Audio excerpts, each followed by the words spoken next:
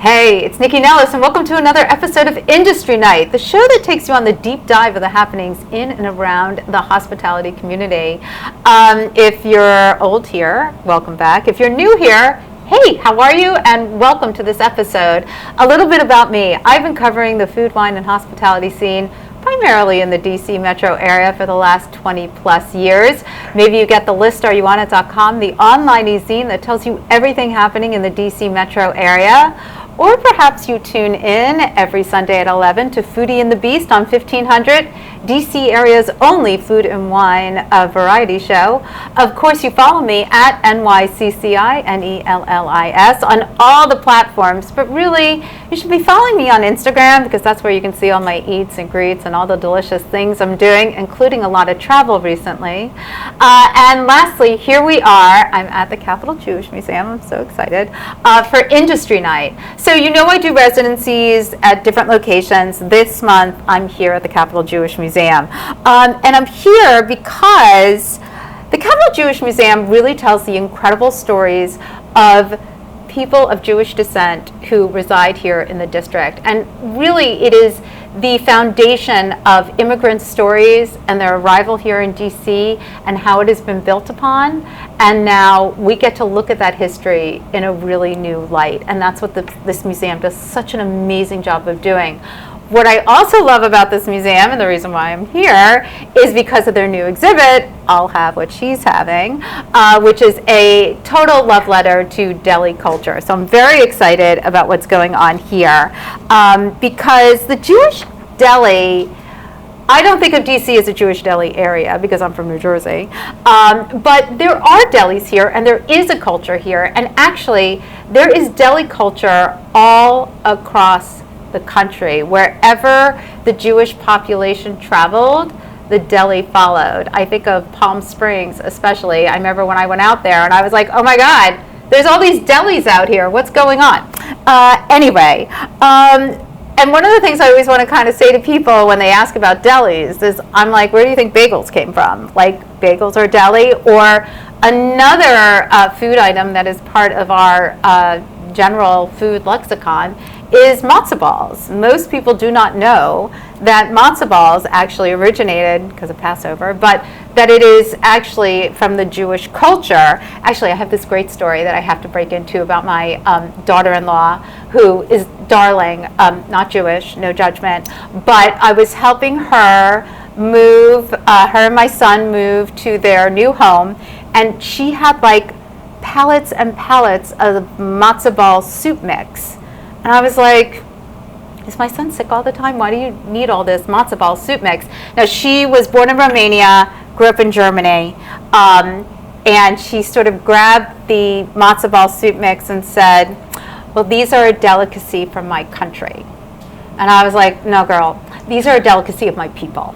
Let me just be very clear here. So we have a lovely relationship, but she knew a little lesson on that one because it is like Hebrew writing on it. But anyway, I'll go down a whole thing there. So speaking of matzo ball soup, it is also one of Joan Nathan's favorite dishes. The minute she smells it, it takes her back to a specific time and place, and it's all written in her new gorgeous, massive memoir, it's so heavy, and cookbook, My Life and Recipes, Food, Family, and Memories. Now, I am so fortunate because I am bringing this prolific writer, cookbook author, James Beard winner, IACP winner.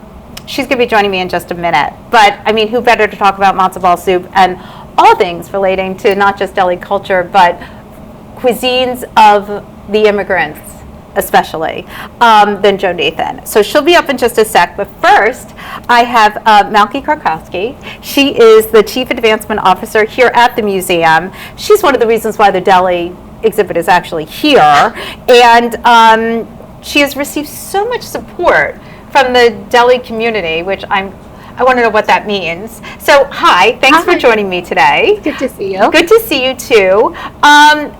So tell us a little bit about like what your role is here. Sure. And what people can expect when they come here. Absolutely. Excuse me. So the museum is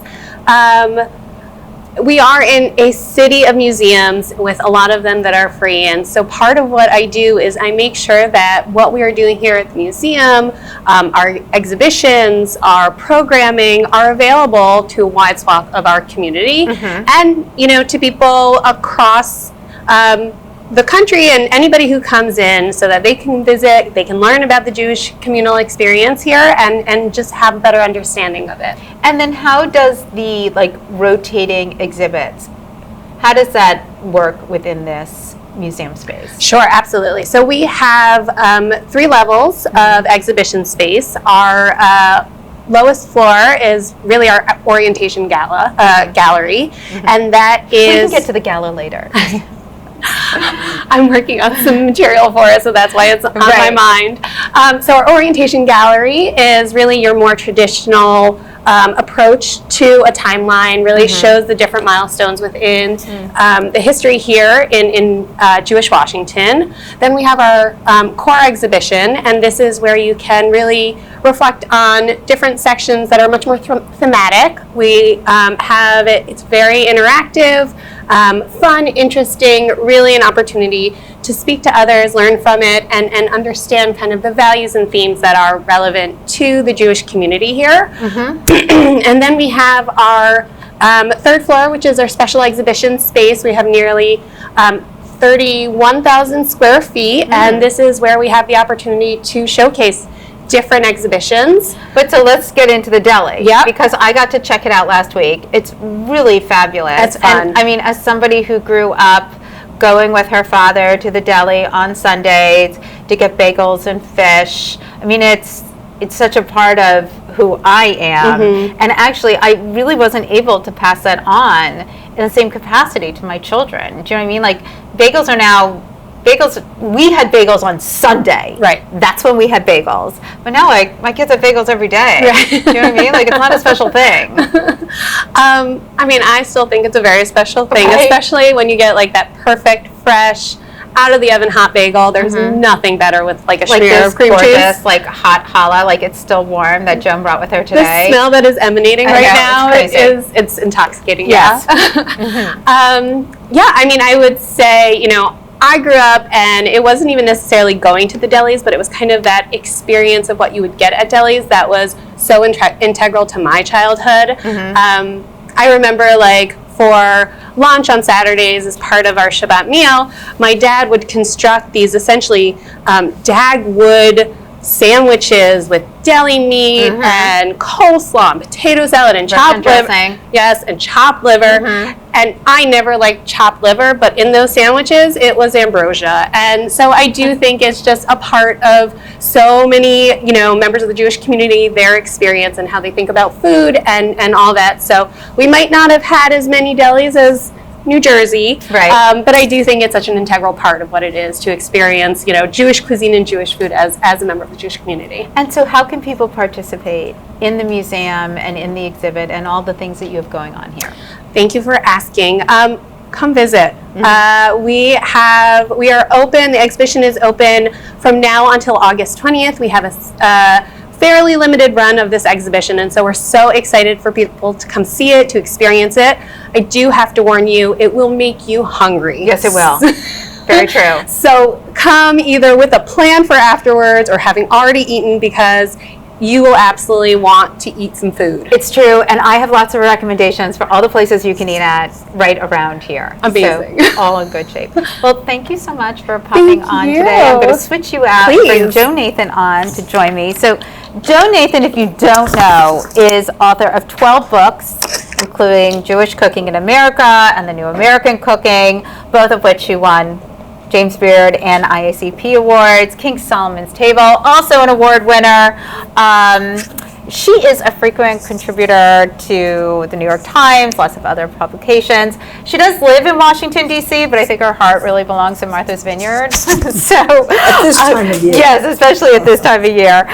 So I'm so thrilled she's here to talk with me today. Her new book, My Life in Recipes, Food, Family, and Memories, is just... It's just a beautiful memoir punctuated with obviously delicious recipes. And of course, she came with challah because Joan would never come without food. So I love that you wrote a memoir cookbook.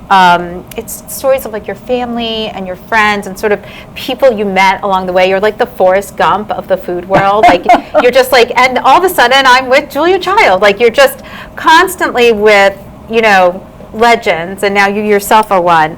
But I love that you start with your family history and you talk about both your father's sort of family line and your mother's, because they both inherited different things. Right. Can we talk a little bit about that? Yeah, well, when I was doing this memoir, which is something that I was thinking about doing for a while, and then my editor looked at all the baggage I have and all the letters and my mother and father saved everything. And I have from my grandparents, my great-grandparents, I was one of the lucky Jews that have all this stuff. Right. So I started thinking about it, and I realized that none of us are just us. Right. It's our parents and our grandparents. And so I felt that I really had to learn more about where I came from. Sure. So I went to, during COVID, after COVID, before I went to Germany. I've been there many times, but I went again to the little town that we lived in, my family lived in, before my father's family. Okay. Before Jews were able to live in bigger towns, but they weren't big towns yet.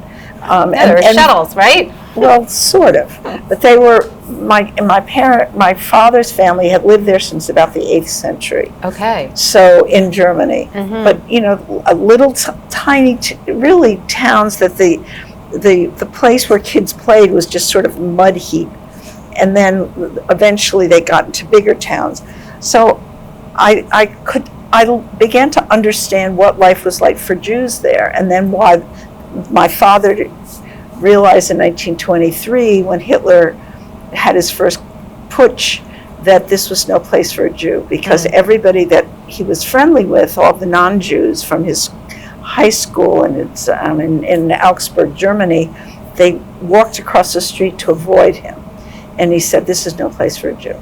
So he left in 1929 to come to the United States, but he came first class. Right. And then he... well, there's always this thing about German Jews, because my husband's family, while they were Belarusian, they moved to Germany, and they believed, like they used to put David's father on, once they came to the United States, they used to put him on a boat to go to Germany for an education, because there was this like, there's nothing better than a German education. Well, actually, that's really interesting you say that, because until World War I, in places like Cincinnati and St. Louis, you had a choice of a German curriculum in public school or an English one.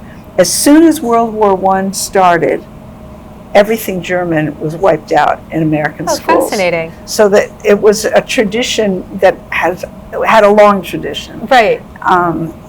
So anyway, this is what I learned about my father's family and my mother's family.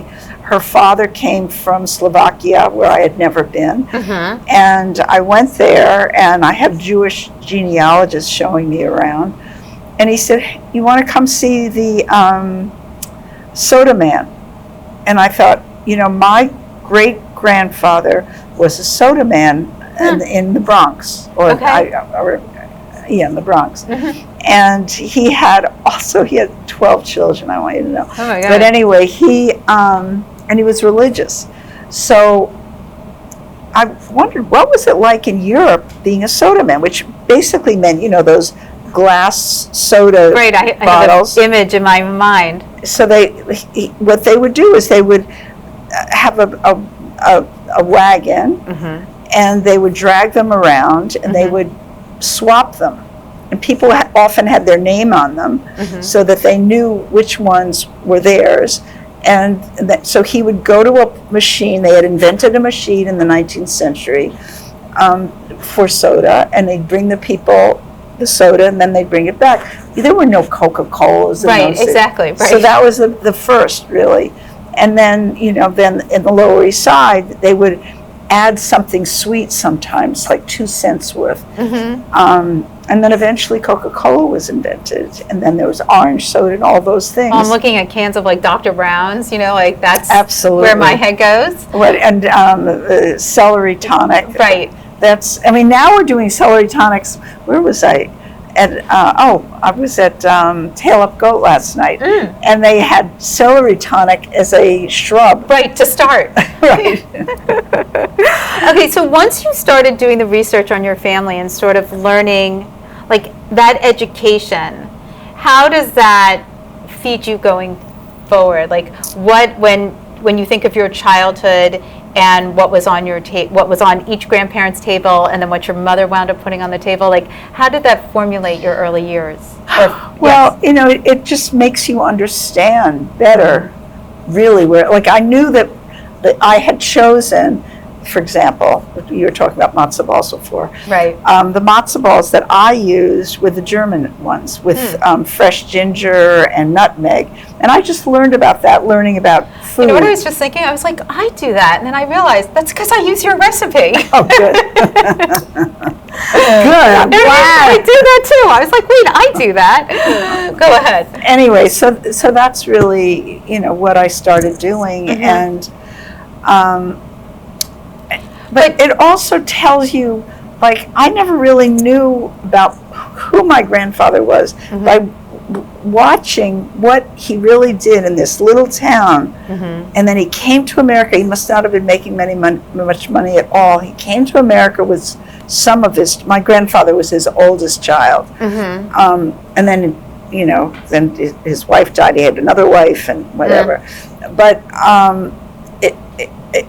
it made me understand, one side of my family, they had made money, the other, they didn't. And but it also makes you understand what they ate. And I knew about certain recipes, and I knew about these people that made the recipes. And, this is one of the things that sort of, in a way, it feeds you. Right. It's the recipes that you might have that you remember. I mean, I remember my mother making her Aunt Eva's, she called them cookies, but basically it was a jelly roll cut like that, and you have a slice, and it was just delicious. And I remember her, making them on a pastry board. And I just remember her fingers. And then the same thing when she made my father's plum torte that I loved, Zwetschgenkuchen. And she would put them one by one, and it looked so pretty. And then whatever she did made me want to do it. But we all have memories like that. Absolutely. Good and bad. But we all don't take those memories and put them down on paper. Right? Well, I mean, right. So, but you didn't start off in the food writing world. That's not where you started. And you started traveling pretty young. I mean, your father really pushed you to travel. He did. I mean, I love that there's a chapter on sleepaway camp, because I do feel that sleepaway camp is a specifically Jewish experience that, not everybody has that opportunity. I mean, my parents both went to sleepaway camp. Which one did you go to? I went to Lake Memoir. Oh, okay. And I know you also went to an all-girls camp. But I love that, because I think that's so specific to a very small sect of the culture. But your father believed in travel, and he sent you very early on international travel. And how did that inform you as you started on your different careers? Well, when I first got to France, he sent me there because he thought that he was born in Germany, and everybody spoke more than one language. So he wanted me to speak a language. My mother did not want us to learn German during World War II. Sure. So I learned French. And he had relatives in France, in Annecy, France. So I went there, and I just remember the first day, I guess it was a Saturday, or I think it was the 14th of July.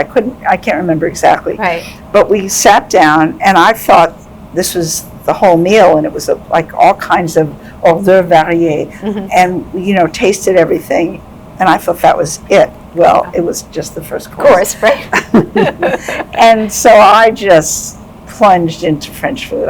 loved it. Probably gained 20 pounds, who knows. Worth it. Yeah, it was worth it. It was great. But it wasn't your only, I mean, that launched you into more travel. You wound up in Italy, you wound up in Israel. Right. And I don't remember which came first, working in New York or working in Israel? No, I was working in New York, and then I went one summer when I was working in New York with somebody else to Israel. Mm-hmm. Oh, I had finished graduate school, and I went to the Experiment in International Living, leading it in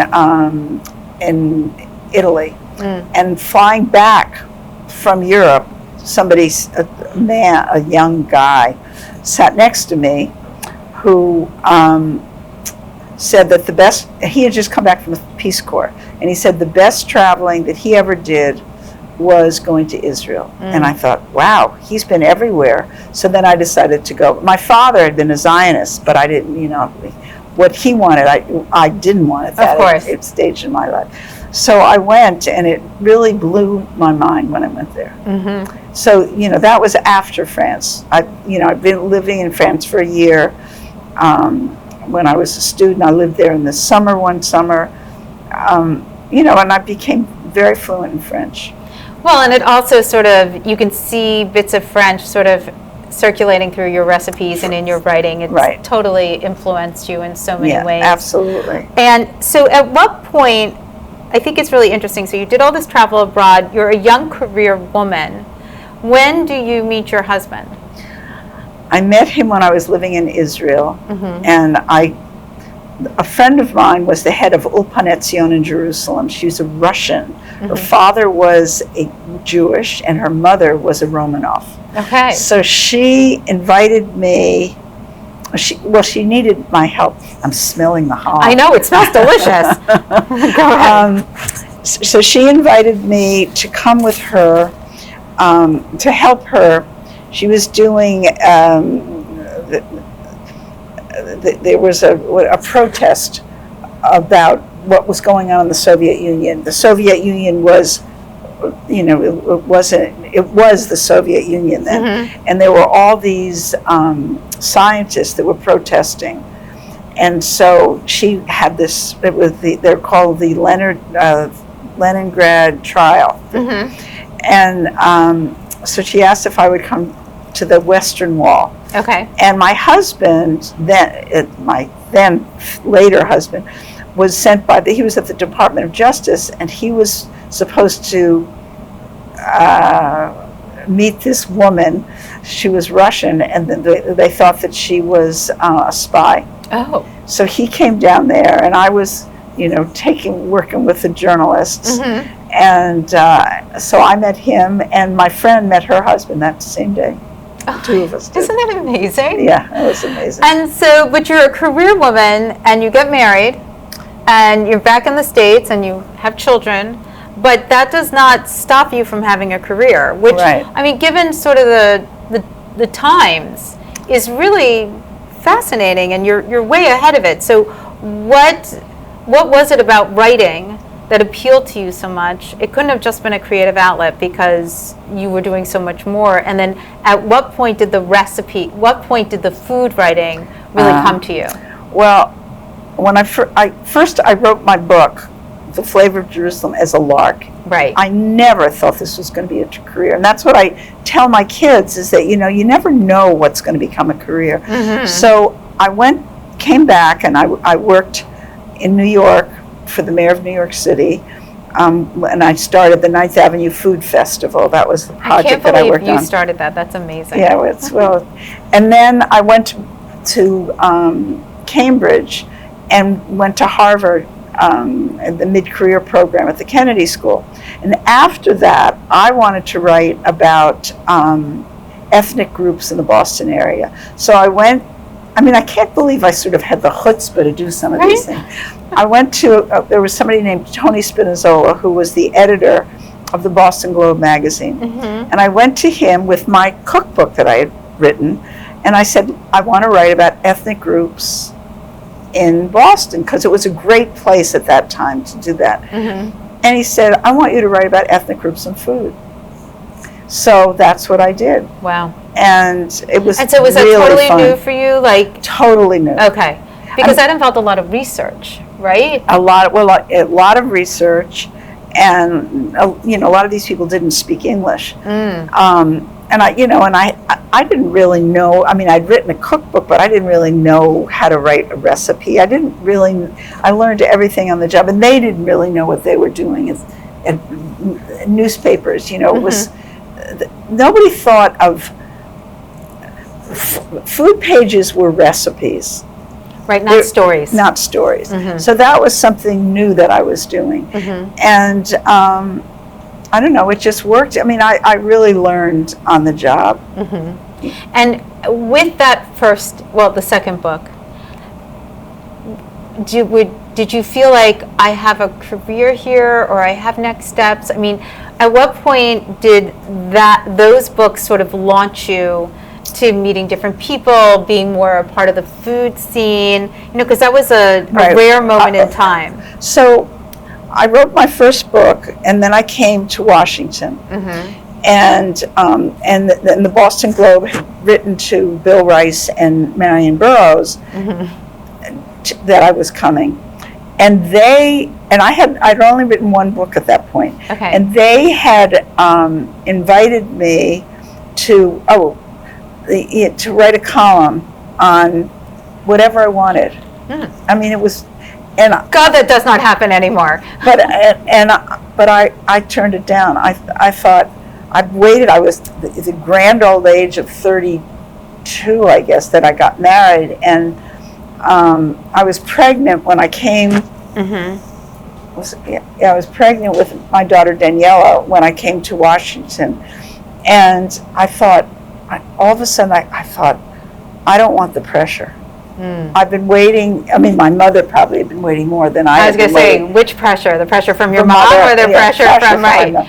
And because she had said, you've been working all this time, take time for your child. So I didn't want the pressure.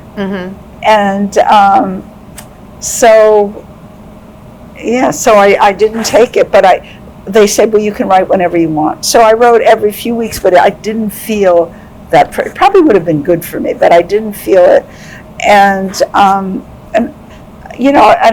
But I did spend a lot of time at the Washington Post, I think until 1987. Okay. That's when I started writing for the Times. So I wrote.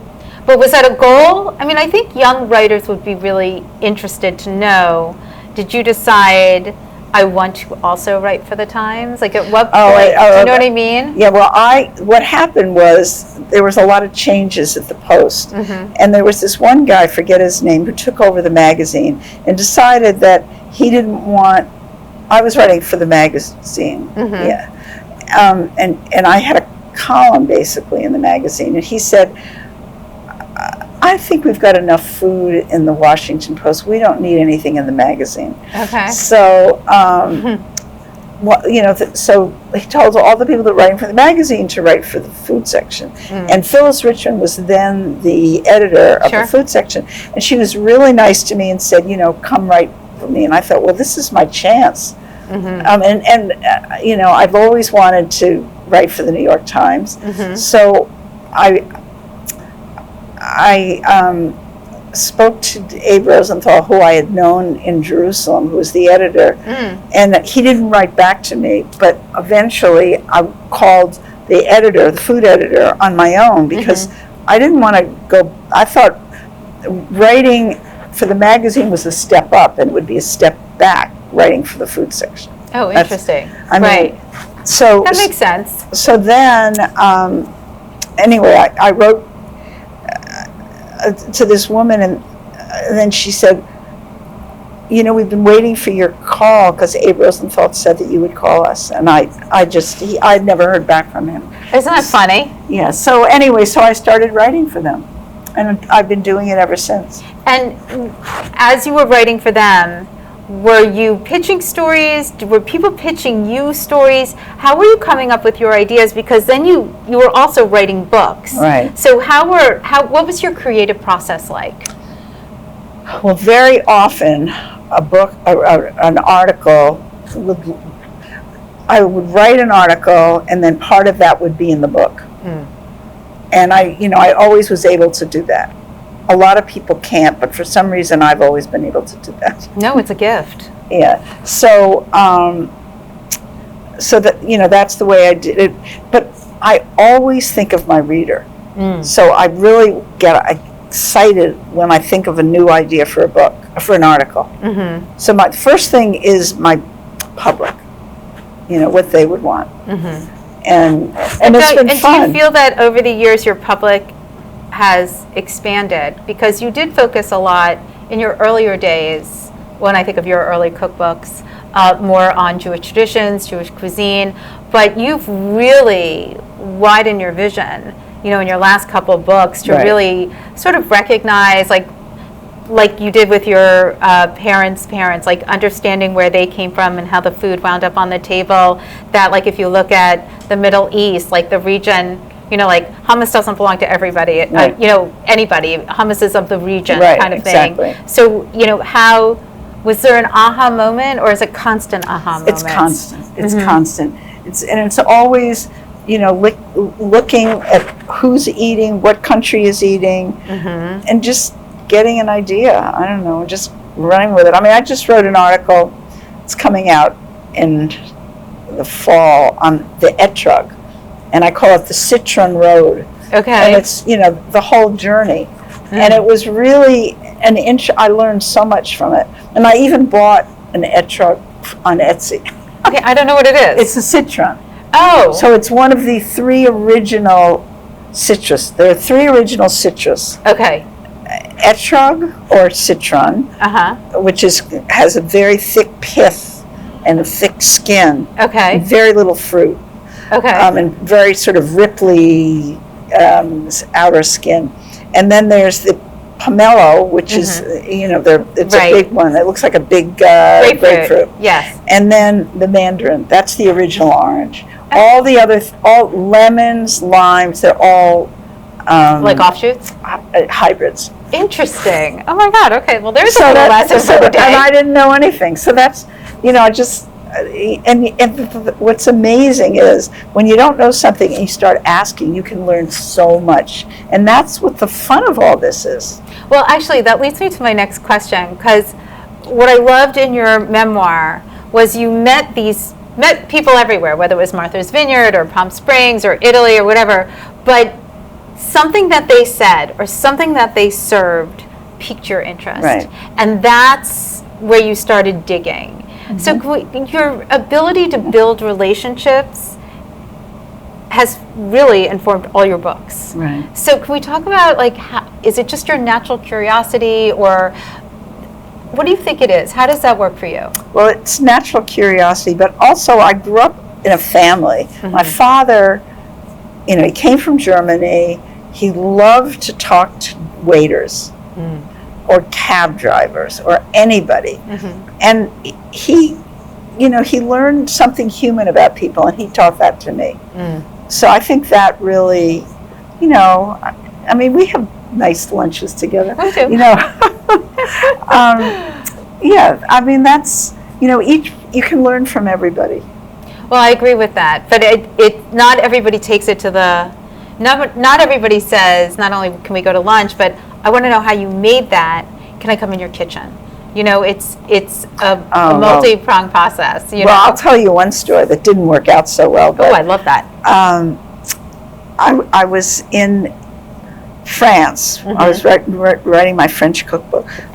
Excuse me. And when I write a book, I have an idea, not a draft, but an outline of what I want to do. And one of the things I wanted to do was to find a cab driver who was a Tunisian Jew and made a Tunisian fish couscous, because it's really good couscous. Okay. So I was in a cab with these 2 friends of mine, and we were going to, Michel Richard had told me about a French kosher restaurant in Paris, a Moroccan. And so we decided we would go there. Okay. And as very often in France, it doesn't show outside, except that, there's a little sign on the door that it's a Jewish restaurant. So we went there, and the driver said, that restaurant is kosher. And I said, I know it's kosher. And I said, well, how do you know? He said, I'm Jewish. And so I thought, oh my goodness. And I said, and where are you from? He said, Tunisia. And I said, do you know how to make Tunisian couscous? And he said, yes. And then I said, do you do Shabbat dinner? He said, yes. And this is all in French, of course. Of course. And my friends, one of them was Jewish, the other one wasn't. Were like, because you don't do that in France. So I said, well, do you want to ask your wife if maybe I could come for Shabbat dinner? So he said, well, I'll call you. So after we Did he not have a wife? He did have a wife. Oh, okay. But she did not. I thought this was going another way. No. So, that sometimes it did. But anyway, she did not want me to come. I'm sure she did not. Right, exactly. So it never happened. But the thing is, I was so excited. Right. Almost happened. Okay. How was that restaurant that Michelle sent you to? It was good, but it wasn't a great story for me. It has to have some sort of... it has to have some meat on the bones. Yeah, I do get that's that. Good, meat on the bone. So let's talk about a little bit about the book a little bit more as you were putting it together. Because it's heavy. There's a lot in here. It's almost 4 pounds. I know. It's I can get my workout from my arms just lifting it.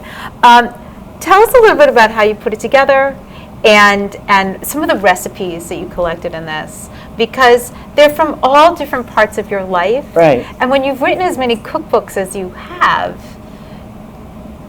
duplication of recipes, do you take old recipes, play with them? Can we talk a little bit about the recipe process? Yeah, the recipe, it depended on, I didn't start with recipes. I started with stories, which usually I start with recipes and then see if there's a story connected to it. And, I just started writing, and we had to cut 30,000 words. Wow. So she said there was just too much. And anything that wasn't relevant related to food, we got out of it. And the only thing I made her promise to keep was the Marilyn Monroe story. That stayed in the book. But do you want to share a little bit of that? Sure. You want me to do that now? Yeah. Okay. We're here. Why not? All right. Well, what happened was it was about and this is where all the stuff that I have, I had my 12-year-old diary, and it said that after my birthday, my friends gave me a surprise birthday party, sleepover. We went to this brook. I lived in Larchmont, New York, and it was called Brookside Drive, and this gang of friends were standing on the bridge, and this young guy named Joel Braziller came by and said, if you want to come to my house at 5 o'clock today, Marilyn Monroe was going to be there, and you can get her autograph. Okay. So we all went over there and, filed in with a piece of paper, and she signed Love and Kisses, Marilyn Monroe. And the boys did not wash their hand for a week, and I put that in my diary. And I remember thinking there was one girl who was, I thought, very beautiful and blonde. And I thought, she's prettier than Marilyn Monroe. But that was it. So nothing else. I never thought of anything else. But then I wanted to include it in my memoir. So I found all the people were still alive that were there that day. I had the list of who was there from my diary, and I called all of them. I was able to find somebody who was in charge of that year at the Mamaroneck Senior High School. Right. And I spoke to them, and Joel Braziller was most interesting. First of all, I spoke to the woman who I thought was the most beautiful, and I asked her what she remembered. She said all she remembered was that she thought Marilyn Monroe was drunk. I didn't think that. Oh my God, isn't that funny? And then somebody else who was a judge thought that she was really nice to all of us, which I thought. But then Joel said to me, well, that night I went to sleep, and there was a knock at my door, and I knew my parents, who were with Marilyn Monroe and Arthur Miller, And then another couple he was the poet laureate of Brooklyn. They all had grown up in Brooklyn together, the three men. And in their house, they had a ballroom on the second floor, and they were all dancing. And she knocked on the door, Marilyn Monroe knocked on the door and said, "Would you like to dance with me?" So he got out of bed, and he was up to here on her. Good place to be. Yeah. He hadn't had his growth spurt yet. And they danced, and she went back to sleep. And that was it.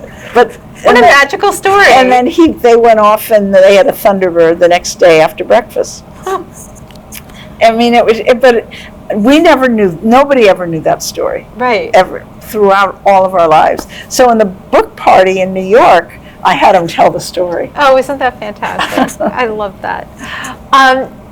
Well, I love that there's these kinds of nuggets in here because these things do create who we are, right? They're little foundation built on each other, building blocks. Can we talk about some of the recipes in here for people who love to cook? Because you have a lot in here. Yeah. But what are some of the recipes maybe from later travels with your husband and with your children? What were some of the recipes that you were like, these are important to me because of these times in my life? Well, I always liked rhubarb, for example, because I grow rhubarb on the vineyard. My husband loved rhubarb. Okay. I found some unusual recipes that became part of what I did, and they might have been in an earlier cookbooks, but I changed them slightly in this book. Okay. One was a rhubarb in fish, and I've noticed a lot more. You probably have too. Yeah, rhubarb it's in more fish. Savory instead of just sweets. Yeah. Yes. So I put that in. Then just this recipe. Well, this is from up at the vineyard as well, right? They're called fricadelles. Right. And this is a friend of mine, Doreen Beinart. We walk on the beach a lot. And she talks about growing up in South Africa, and this was her grandmother's recipe, and they're really delicious. Wait, what did I see though? No, but the black and white. Okay, the black and white cookies. That's from but you have that in your Martha's Vineyard section. Right. And I was like, why? That doesn't make any sense to me. Because I'll tell you why. Okay. I thought the best recipe that I've ever had for them was at this. It's called the Back of the Bookstore. It's just a cafe in Edgartown. And I was there, I think, with the publisher of the Vineyard Gazette and a friend of mine. We both had broken our wrists, actually, so we couldn't play tennis. And so we decided we'd do sort of fun things around the vineyard. So we had lunch together, the three of us.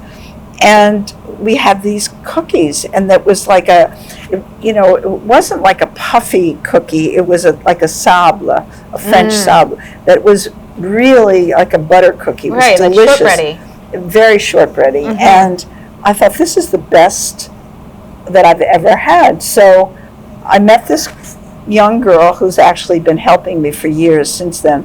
Her name was Rachel Fox. She was born in California. She learned from Cantor's, that deli, sure. Not very good deli in LA. Right. And then she went on to learn about cooking, and so she developed this recipe, and it was so good that I thought, I've got to put this in. I mean, why in Martha's Vineyard would I find the best?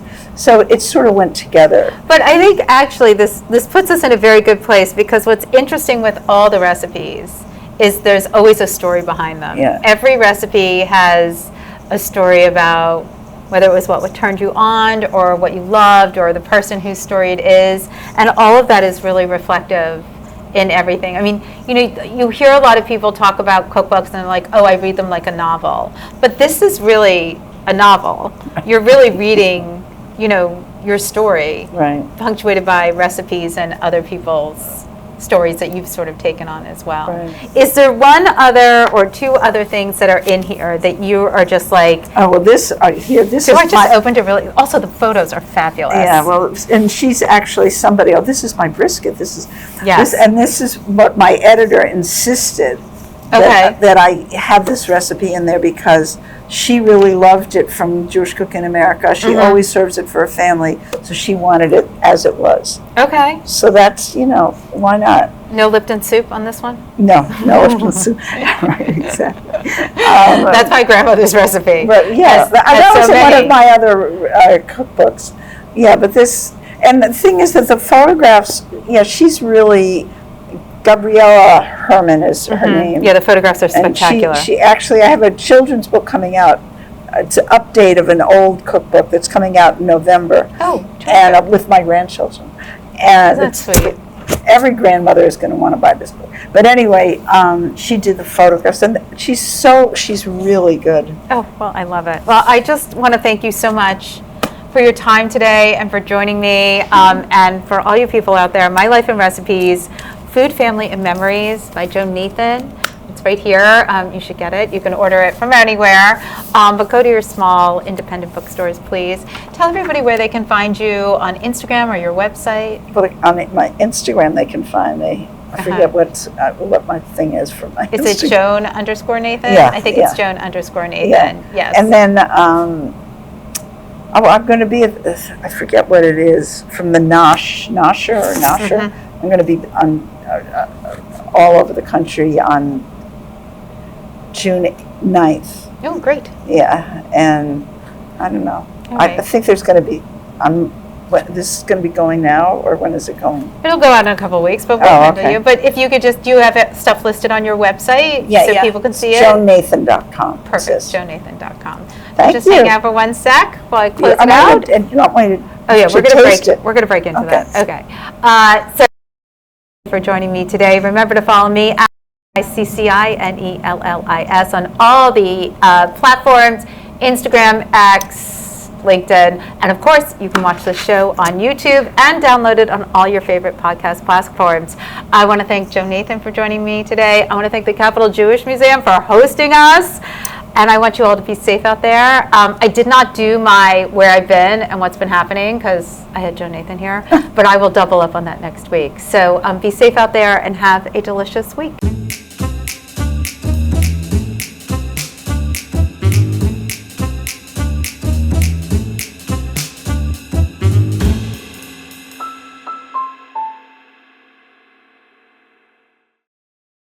Produced by Heartcast Media.